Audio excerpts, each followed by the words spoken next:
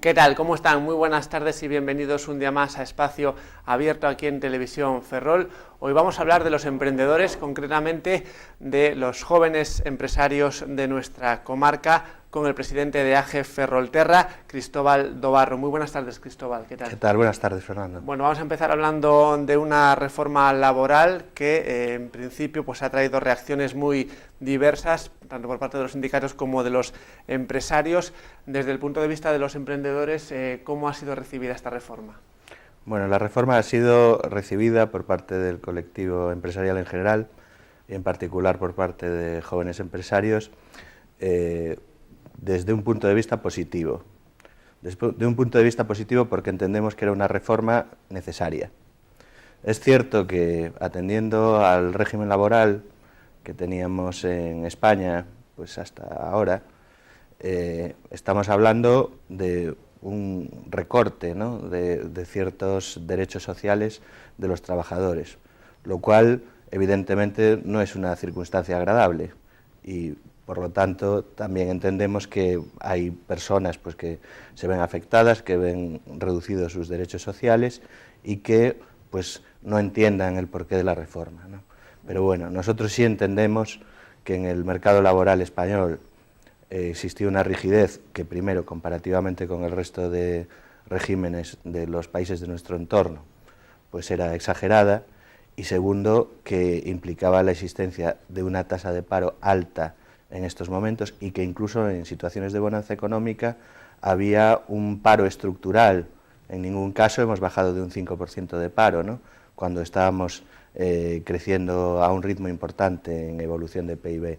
Por lo tanto, nosotros entendemos que era necesaria esa reforma laboral. Ya digo, aunque evidentemente va a haber personas a las que no les va a gustar, personas a las que va a afectar y por tanto entendemos que se muestren preocupados por la reforma, pero sí entendemos que a nivel económico, para el funcionamiento de la economía de forma global, las rigideces que tenía ahora mismo el mercado laboral pues eran difícilmente compatibles con la situación económica actual. Bueno, dicen los sindicatos que el epicentro de esta reforma laboral es el despido. No sé cuál es su opinión en este sentido. Vamos a ver, yo no estoy tan de acuerdo con esa cuestión, ¿no? Evidentemente, siempre lo que más llama la atención o las cuestiones a las que se le van a uno primero a la vista, y porque parecía que todos los agentes sociales estábamos esperando también a ver cómo se formulaban esas cuestiones, eran las cuestiones relativas a las indemnizaciones por despido. Pero bueno, el despido por circunstancias objetivas no es una novedad de esta reforma, ya existía anteriormente y desde la anterior reforma que se había llevado a cabo, pues había ya un régimen. En esta reforma se concretan más los supuestos del régimen de despido objetivo, pero hay otras cuestiones que seguramente vayan a tener una importancia muy grande, como es el tema de negociación colectiva, el tema de expedientes de regulación de empleo, el tema del descuelgue de los convenios, ¿no? Es decir, son cuestiones que no es una cuestión estrictamente de los despidos, sino que es una cuestión relacionada con todo el régimen de relaciones laborales que, sin duda, ya digo, viene a flexibilizar el régimen que existía anteriormente. Y creo que en estos momentos pues era necesario. Bueno, el presidente del Gobierno, Mariano Rajoy, dice que a pesar de esta reforma, 2012 será un año en el que siga aumentando el desempleo. Bueno, ¿sois más optimistas desde AGE Ferrolterra? Pues la verdad es que nos gustaría serlo, pero es difícil ser optimistas en este escenario, ¿no? Porque estamos en una situación en la que las economías de las empresas privadas van resistiendo, pero con dificultades especialmente derivadas de la falta de financiación. Todos sabemos cuál es la situación del sistema financiero y el sector público está recortando inversión, con lo cual, en definitiva, aquí de lo que se trata es de que la iniciativa privada vaya a crecer, ¿no?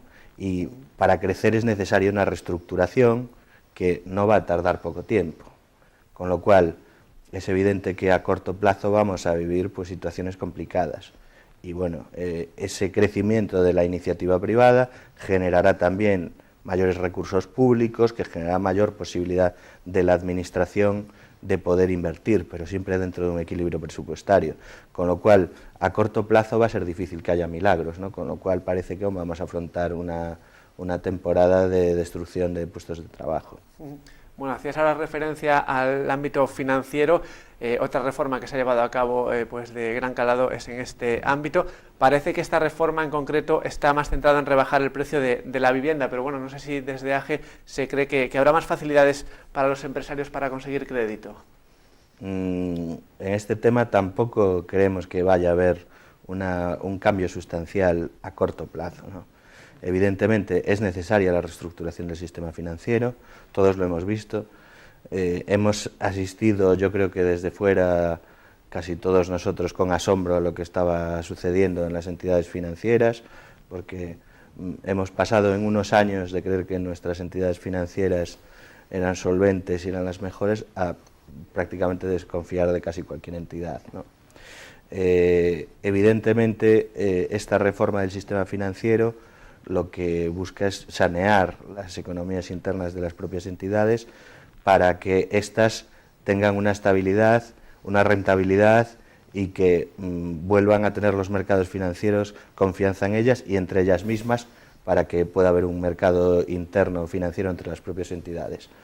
Pero, ya digo, estas reformas no son reformas que se hagan de un día para otro, con lo cual esta reestructuración no va a implicar que se genere crédito para las empresas y para las familias a un corto plazo, sino que podrá suponer que se mejore la situación objetiva de las entidades financieras y que esa mejora de la situación objetiva generará a medio o largo plazo, esperemos, pues el renacimiento o el florecimiento del crédito, pero ya digo, no es de esperar que a corto plazo podamos tener una reactivación o una facilitación del crédito por parte de las entidades financieras.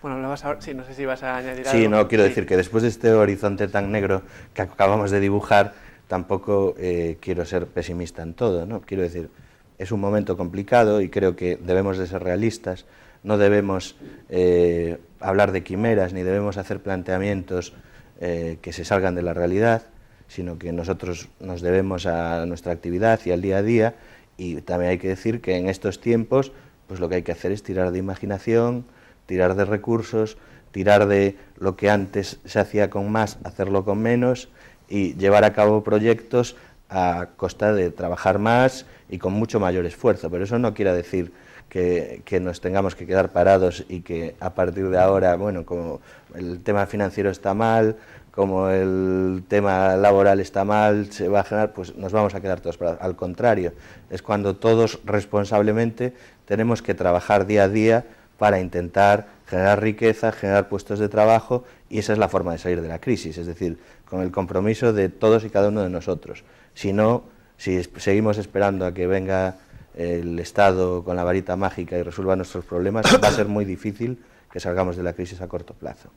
Hacía referencia antes a que bueno, no todas las entidades financieras hace unos años eran tan solventes y tan estables como parecía. Quizás el proceso de fusiones al que hemos asistido puede ayudar a fortalecer el sistema financiero y las propias entidades. Sin duda, y creo que va a haber más fusiones en los próximos meses y al final va a quedar un mercado financiero reducido, con muchas menos entidades. Habrá que estar vigilante, por tanto, a las cuestiones relativas a la competencia en el mercado financiero, pero también las entidades que queden pues van a ser entidades más fuertes y saneadas.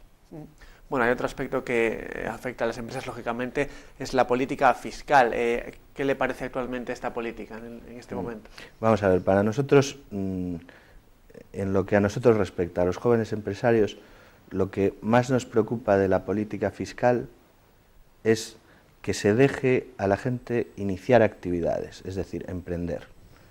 Es evidente que todos, las empresas, las personas físicas, tenemos que aportar una parte de los ingresos que generamos para el sector público. Es evidente porque el sector público pues, nos presta una serie de servicios que son indispensables y que ninguno estamos dispuestos a renunciar. Y para mantener esos servicios hay que generar ingresos. Y esos ingresos pues, se generan a través de los tributos, de los impuestos y las tasas y contribuciones especiales que pagamos todos.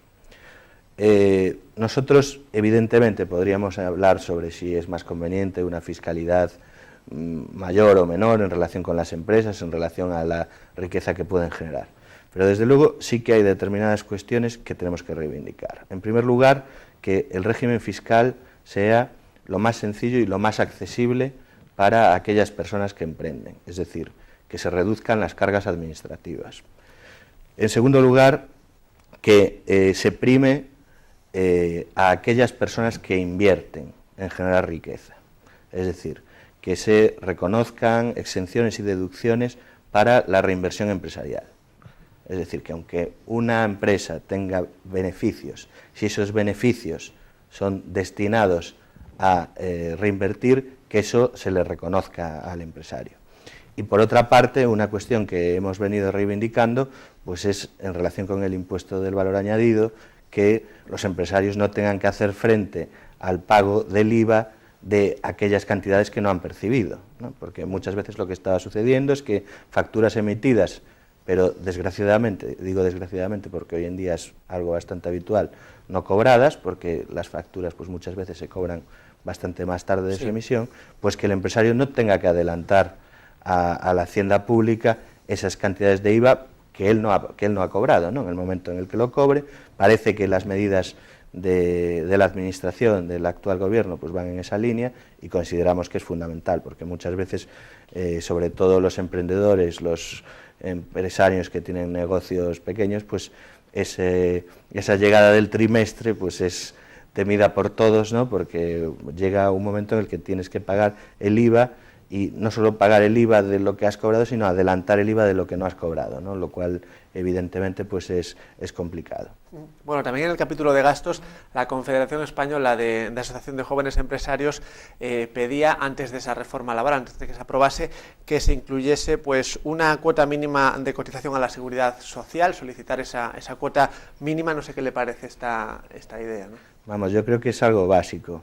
De hecho, la propia Confederación Española de Jóvenes Empresarios ha realizado un estudio